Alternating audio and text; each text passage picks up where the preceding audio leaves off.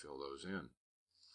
Same thing with the date. Let's say you found it today, which is what, May 24th. Doing odd typing here. Okay, so I'll just say May 24th, and you'll see it changes it to a full date. And again, let's say you find 10 today, or 20 or 30. You can just grab that and keep the date consistent as far down as you need to. And the same thing with the date sent. You can add the date here, and I do suggest to make your life easier that you put in the date you're going to send it, whether it's the same day or tomorrow or a couple of days ahead. Do it now, put in that information, try to keep it as accurate as possible, so that you don't have to come back and add information later on, which none of us likes to do. It's kind of a pain in the butt. So you can just put in the date there, and then stretch it down to cover the ones that you'll be sending on that particular day. Now, keywords. Again, keywords are very important, the search terms that are used. We want to track all of the search terms that you use to find these folks so we know what works best over time. So what I'm going to do is I'm going to switch over here to plastic surgery, and I see I misspelled that. Let me make that correct.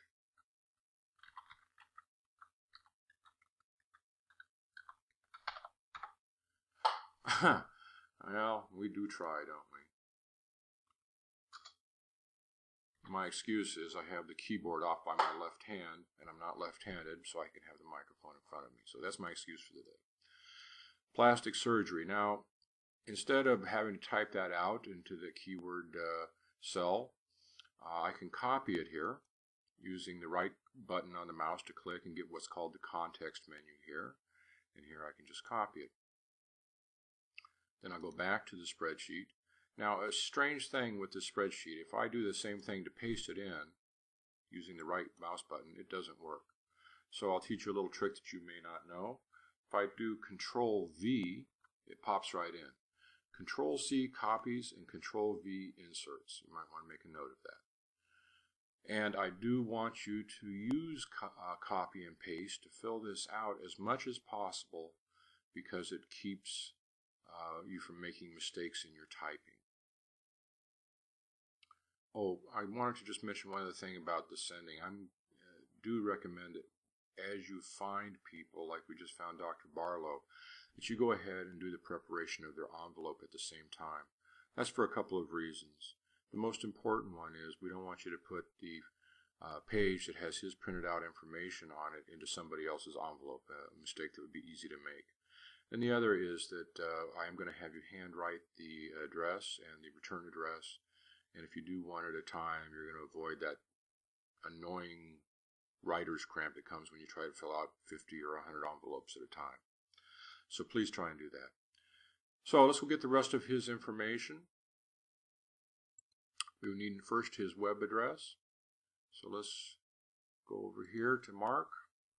Now, it is right here, but as I think I mentioned, I cannot get that because these are actually JPEGs or GIFs. These are not actually text items.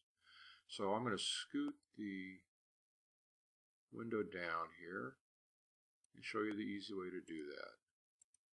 We're on his contact page. We don't really want all that. We just want this information here through the .com. Copy. Control V puts it right in there. We know his name, and you could type it, but why not just copy and paste? Let's go back to his home page, where his name is right here. As soon as it flips colors, you can see it better.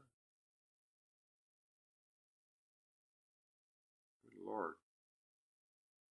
Take your time. There we go. Copy and paste. Now, we're going to start running into let me adjust the screen here. I'm going to do it this way. I'm going to shrink this down so you can see everything as I go along. Oops, not what I intended. We now need his street address, city, state zip, phone, whatnot. This is, since we cannot copy it directly here, we need to get it from somewhere else. Now maybe it's on that, no, I already know. Remember on the contact page, he has the same thing. His address is that way. I did discover when I was searching around trying to find out about this guy that if oh wait, we have our location here. I haven't looked at that page. Okay, there's the address we can't use.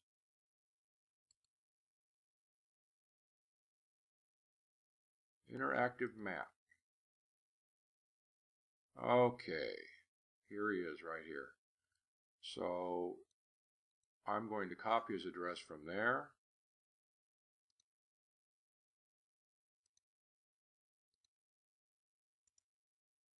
Oh, I'm not following my own advice, am I? Control V. And we can always just stretch that out. Now, you'll notice that there is a couple of things here. That is his Space Park Drive, 2060 Space Park Drive. We got that correctly. Space Park Dunster. See how easy it is to make a mistake? We have to go back and look more carefully at his Space Park Drive, Suite 310. That didn't come out on that other page over here. Where did Dunster come from? It's the little things that get you. So we know that we want that to be Drive. This is good. It'll give me an opportunity to show you that we can edit this. I double-clicked it, and I'm just going to back off to the DR, put in IVE, and since we couldn't copy and paste the suite information, I will type that in. And Houston, I'll risk typing in. I probably can do that all right. Texas. There's a zip code, 77058.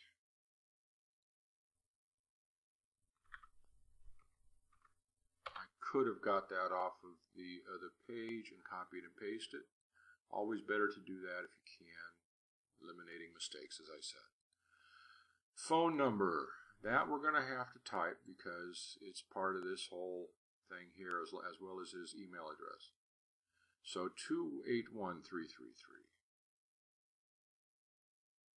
28. Did I mention that I'm trying to type left-handed? 333.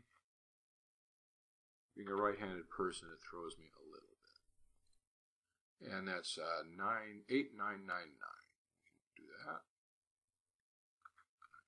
9. And his email is drbarlow@drmarkbarlow.com. Well, he makes it a little easy on us. We can go up here and get that part of it. And then I'll go over here. Okay, so we want to put his email in here. Dr. Barlow at Control V gives us the accurate email address. That's it. That's our first client. Now this part of the instructional video probably took, what, 15 minutes? I'll check in a minute and find out. But that was with a lot of instruction, a lot of explanation. You saw on that one page, you could probably pick up half a dozen prospective clients for us. You could have that done in under a half hour, I would imagine. This is pretty simple stuff. It's not brain surgery, that's for sure. Once we get you through the boring hassle of watching the videos and all and get you signed up, you'll be free to go ahead and do it as fast as you want. But please just be cautious of errors. Use the cut and paste as much as you can. Now I'm going to flip over to the normal video, go through a few just details on preparing the envelopes. And after that, I will go to those Q&As, mostly having to do with financial arrangements. And then I'll come back after that and we'll do a more in-depth video on such things as why some ads show in Google at times and they don't at other times, and how you can find them, and what to do when you go, your mind draws a blank and you can't think of what to search on next, and all of those kinds of things. Alrighty, hang in there, I'll be right with you.